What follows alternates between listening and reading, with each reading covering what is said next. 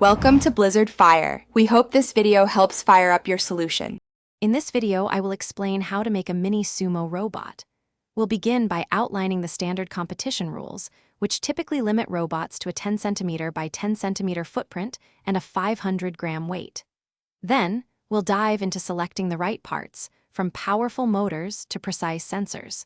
You'll learn how to assemble everything securely and program your robot for effective combat. Get ready to build your very own miniature champion. Building your mini sumo robot starts with gathering the right parts. You'll need two powerful DC gear motors, typically operating at 6 volts, to provide strong pushing force. An Arduino Nano or similar microcontroller will serve as your robot's brain, processing sensor data and controlling the motors.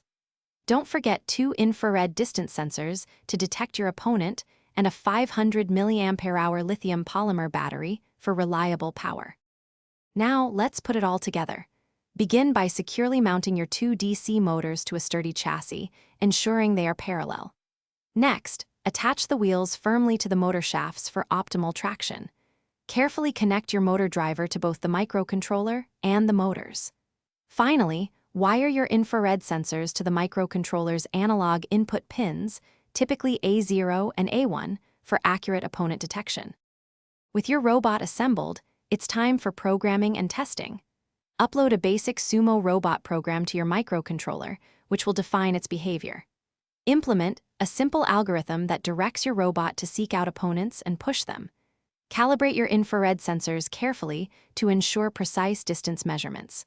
Finally, conduct thorough testing on a regulation Sumo ring to fine-tune its performance and prepare for battle. Thanks for watching. If you found this helpful, don't forget to like and subscribe.